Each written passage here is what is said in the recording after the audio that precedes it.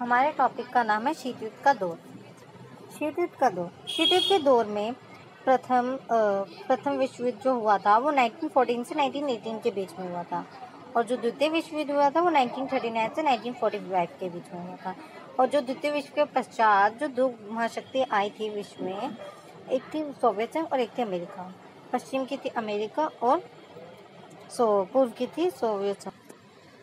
और जो लड़ाई हुई थी द्वितीय विश्व युद्ध में, जो युद्ध हुए थे वो दो गुटों के बीच में हुए थे, एक था मित्र राष्ट्र और एक था ध्रुव राष्ट्र। मित्र राष्ट्र में अमेरिका, फ्रांस, ब्रिटेन, सोवियत संघ, और ध्रुव राष्ट्र में जर्मनी, इटली, जापान। अमेरिका द्वारा जापान के दो बड़े शहरों पर परमाणु बम गिराए गए थे, एक था हिरोशिमा और दूसरा था नागासाकी। हिरोशिमा में 6 अगस्त 1945 को गिराया गया था, जिसका नाम था फैट, और नागासाकी पर 9 अगस्त 1945 में गिराया गया था, जिसका नाम था लेटबो। ये द्वितीय विश्व युद्ध की आखिरी घटना मानी जाती है एक तरीके से, जो जिससे कि इसमें अंत हुआ था, जिससे द्वितीय विश्व का अंत हो गया था इस घटना के दौरान। और द्वितीय विश्व युद्ध की समाप्ति के पश्चात विश्व में दो गुट सामने आए, जैसे मैंने बताया था, और पूर्व गुट एवं पश्चिमी गुट। पूर्व गुट का समर्थक कौन कर रहा था? सोवियत संघ कर रहा था, जिसकी अर्थव्यवस्था साम्यवादी पर आधारित है। साम्यवादी वो अर्थव्यवस्था होती है जिसमें सारा नियंत्रण सरकार के पास होता है।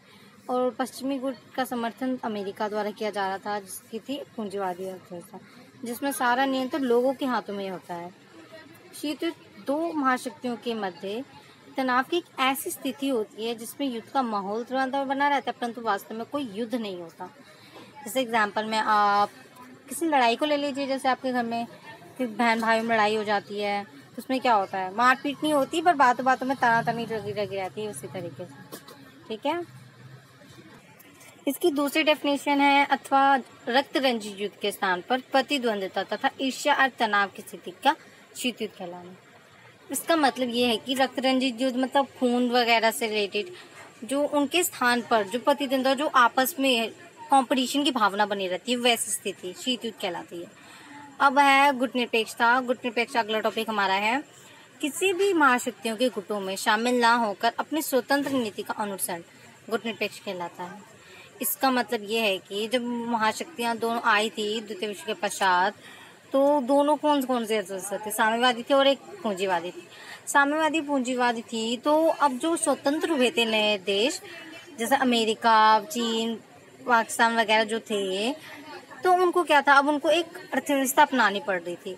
अब वो किसी भी अर्थव्यवस्था में जाकर अपने आप पे नियंत्रण स्थापित नहीं करवाना चाहते थे, इसलिए उन लोगों ने मिलकर एक नई अर्थव्यवस्था नीति का निर्माण किया, जो गुटनिरपेक्षता है, जिसमें ना तो वो साम्यवादी पर जा सकते हैं और ना पूंजीवादी पर पूरा जा सकते हैं, वो अपनी मर्जी स्वतंत्र नीति का अनुसरण कर सकते हैं। अब हमारा नेक्स्ट टॉपिक है क्यूबा मिसाइल संकट। क्यूबा मिसाइल संकट में हुआ ये था कि जो अमेरिका से लगा एक छोटा सा द्वीप था, जिसका नाम था क्यूबा मिसाइल, जिसका नाम था क्यूबा। ठीक है, इसमें क्या हुआ था? जो 1962 में जो निकिता खुश्रेव थी, ने क्या किया था? क्यूबा पे एक ऐसे परमाणु तैनात कर दिए थे, जिससे वो क्या हो गया था? उन्होंने क्या किया था? एक सैनिक अड्डे के रूप में स्थापित कर दिया था। निकिता खुश्रेव सोवियत संघ की राष्ट्रपति थी और क्यूबा का था सदल मिश्र। और इसकी ठीक है, और सेकेंड हमारा पॉइंट है अप्रोच। अप्रोच जो था वो इसलिए इस्तेमाल किया जा रहा है क्योंकि जब द्वितीय विश्व पश्चात हम लोग को एक संतुलन बनाए रखना था विश्व में, जिसमें अप्रोच का वर्ड का इस्तेमाल किया गया, जिसका अर्थ होता है संतुलन बनाए रखने की नीति होती है। ठीक है, और ट्रूमैन सिद्धांत अमेरिका राष्ट्रपति ट्रूमैन ने यूरोप में साम्यवादी विचारधारा को रोकने के लिए एक सिद्धांत की घोषणा की थी, जिसे ट्रूमैन सिद्धांत कहा जाता है।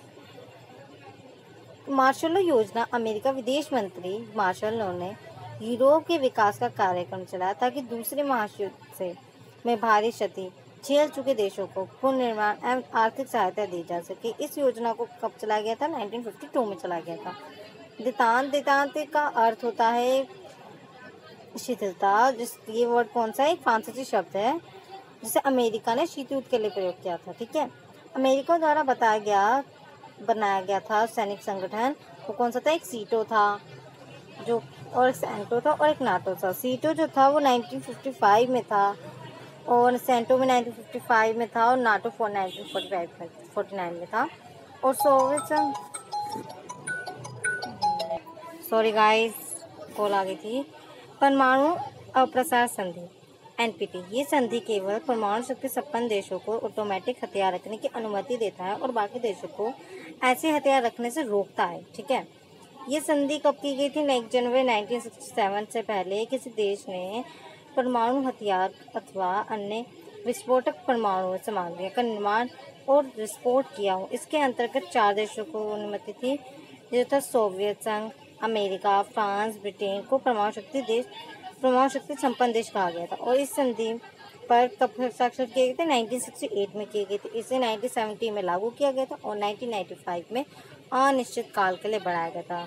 एंड गाइस, ये हमारी ख़त्म होती है यही वीडियो। इसकी नेक्स्ट वीडियो कुछ ही टाइम में हम अपलोड करेंगे। Thank you for watching this video.